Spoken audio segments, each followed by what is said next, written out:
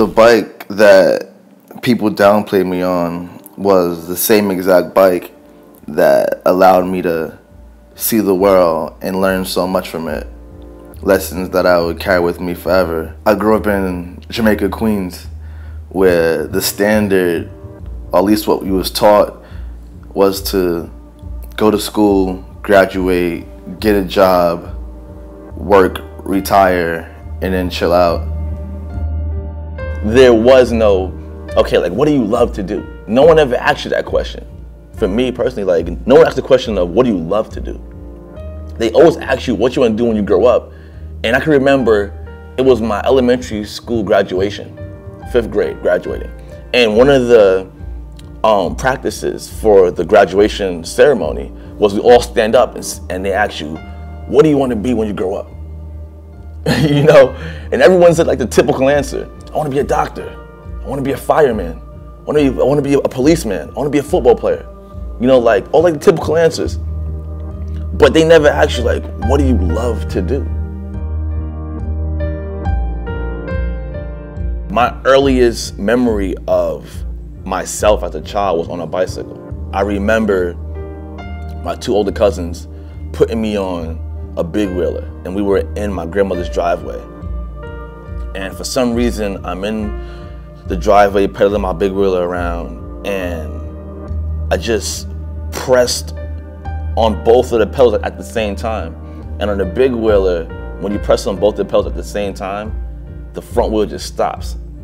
And it stopped and I slid around for some reason.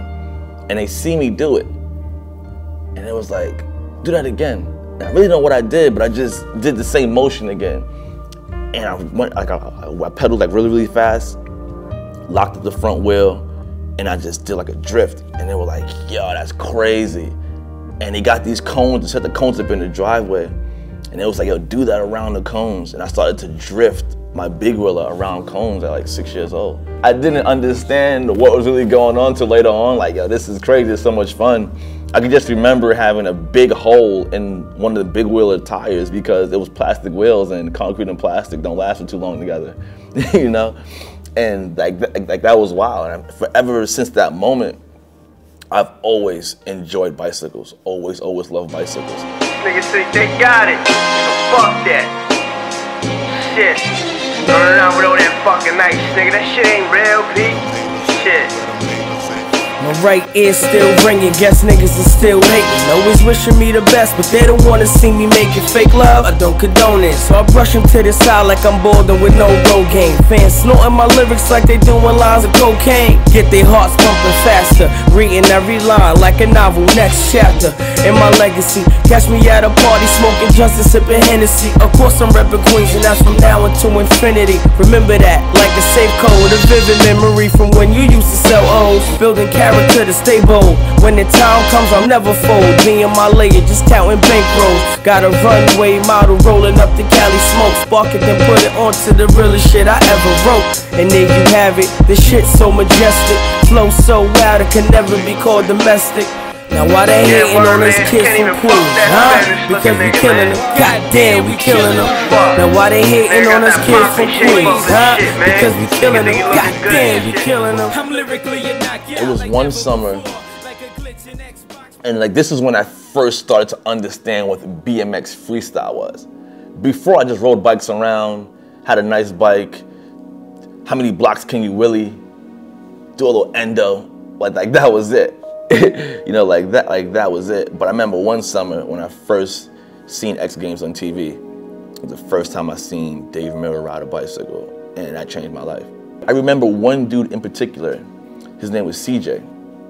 He had cornrows. He was always like little tall, whatever. But CJ was the dopest dude in the hood. He was my neighborhood superhero. Like, to me, CJ was a god. Because he was the best kid in the neighborhood on his bike. He always had the freshest bike. You know, when we would all meet up at his house, like, all the time. Like, his house was the hub for the neighborhood as far as BMX. We'd meet up at his house, fix our bikes, and go ride around.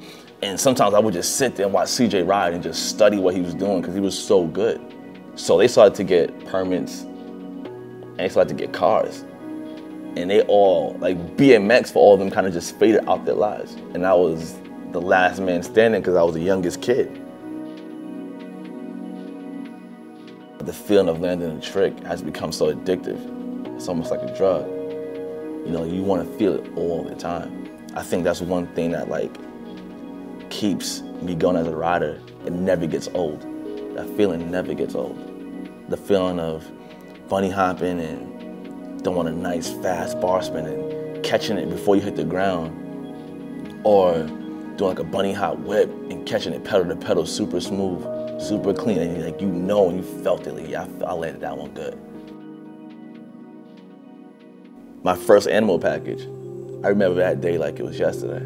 5 t-shirts, a sprocket, and some stickers. And I remember getting the package. I was in my mom's dining room, chilling, UPS rang the bell, package. And that's the first package I ever got from any bike company.